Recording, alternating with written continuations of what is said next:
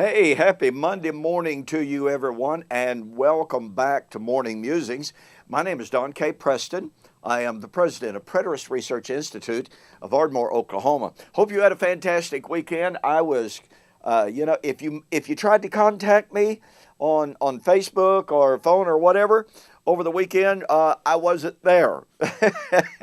I was completely out of pocket. And so again, if you tried to contact me, and you couldn't, I apologize for that because I was in fact completely and totally out of pocket. Well, a couple of things don't want you to forget. Coming up June 15th and 16th, Montgomery, Alabama, I'll be having my second formal debate with Dr. David Hester of Faulkner University in Montgomery, Alabama. Details are on the website. Don't want to miss that.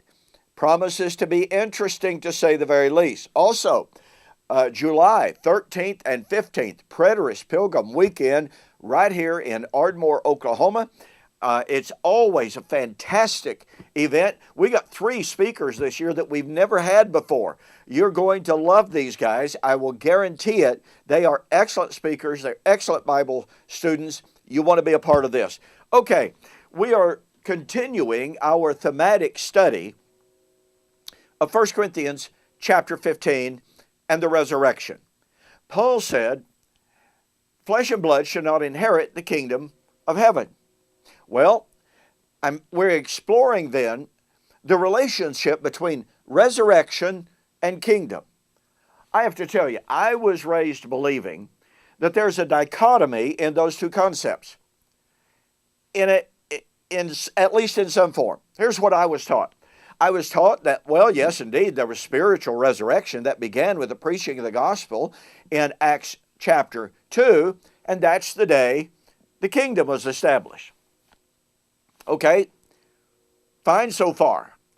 But then, when we read other texts about the kingdom and resurrection, 2 Timothy chapter 4, 1 and 2, I charge thee therefore before God and the Lord Jesus Christ, who is about to judge the living and the dead as appearing in his kingdom. Oh, well, that's got to be the end of time. Even though the Bible never speaks about the end of time, and even though the kingdom established has no end. So, a division was created between the establishment of the kingdom and spiritual resurrection that began on the day of Pentecost, and the eschatological kingdom and resurrection that ostensibly comes at the end of time. Well, down through the years, I came to realize that that is a completely false concept. As just indicated, the Bible does not talk about the end of time. The Bible is unequivocal in asserting that the kingdom of Christ, his rule, his reign on the throne has no end. Now, folks, it's kind of difficult to have a resurrection at the end of time, at the end of the Christian age, when the Christian age has no end. It's just not possible. Now, in the last video, I shared with you the direct connection between 1 Corinthians 15, Isaiah 25, verse 8, and Matthew chapter 8, verse 11. Here's the connection one more time. Paul said, pardon me, when the mortal has put on immortality, when the corruptible has put on incorruptibility, then shall be brought to pass the saying, death is swallowed up in victory. Well, that's a direct citation of Isaiah chapter 25, verse 8. So, the resurrection of 1 Corinthians 15 would be when Isaiah 25 would be fulfilled. Well, the resurrection foretold by Isaiah 25 would be the time of the Messianic banquet. Isaiah 25, verse 6. At that time, the Lord shall make on this mountain a great feast. Scholarship is absolutely 100% united. That's the Messianic feast. That's the Messianic wedding banquet. Okay? Are you with me? So, 1 Corinthians 15 would fulfill Isaiah chapter 25, 6 to 8, and the prophecy of the Messianic resurrection banquet. Jesus, remember now, this is a bit of a rehearsal, but I'm getting to a point that you really got to catch. Jesus in Matthew chapter 8, verse 11, was dealing with a centurion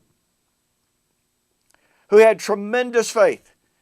And Jesus said, "Verily I say unto you, many shall come from the east and the west, and shall sit down with Abraham, Isaac, and Jacob in the kingdom." What do we have? Abraham, Isaac, Jacob sitting down at the Messianic wedding banquet in the kingdom. Well, as I pointed out in the previous video, Abraham, Isaac, and Jacob were not set and are not sitting at the banquet, the kingdom banquet in Hades. They are sitting at the Messianic wedding banquet by being raised from the dead. You know, it's absolutely amazing, and here's a point I want you to see. It's very, very common in both the amillennial circles and in the postmillennial circles for it to be admitted that Matthew chapter 8 verse 11 was fulfilled in AD 70 when the sons of the kingdom were cast out. After all, Jesus said Abraham, Isaac, and Jacob would sit down at the Messianic wedding banquet when the sons of the kingdom were cast out. Okay? So let me reiterate. This is an incredible point. Amillennialists and postmillennialists alike commonly say that Matthew chapter 8:11 was fulfilled in AD 70 when the sons of the kingdom were cast out. In my book, The Resurrection of Daniel chapter 12 verse 2, Fulfilled or Future, I document where Kenneth Gentry, Gary DeMar, Joel McDermott all tell us Matthew chapter 8 verse 11 was fulfilled in AD 70. Abraham, Isaac, and Jacob sat down at the kingdom when the sons of the old kingdom were cast out. Do you catch the power of that? Okay, Matthew chapter 8 verse 11 would be when Isaiah 25, 6 to 8 would be fulfilled. Isaiah 25, 6 to 8 is the Messianic wedding banquet at the resurrection.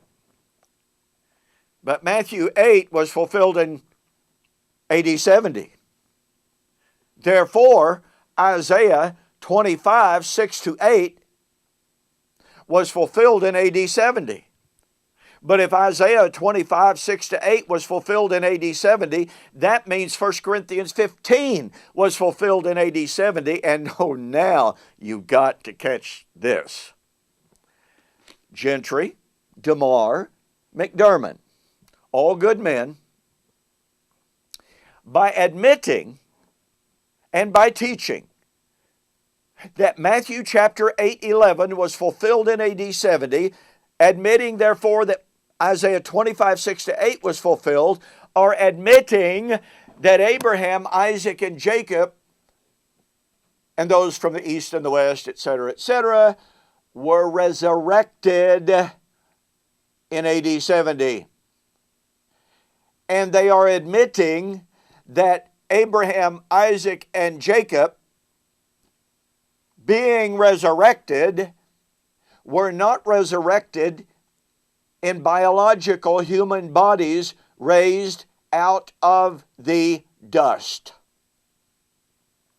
I mean, after all, if they're currently sitting at the Messianic resurrection wedding banquet, isn't it pretty obvious they were not biologically raised at some proposed end of time?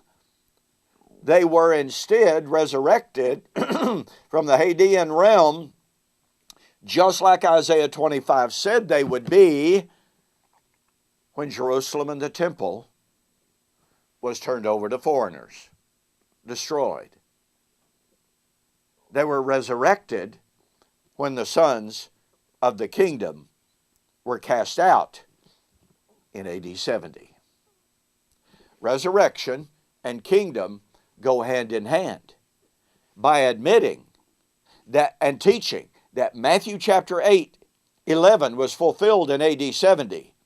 My good friends are thereby admitting that the eschatological resurrection of Isaiah 25 and 1 Corinthians 15 was in AD 70.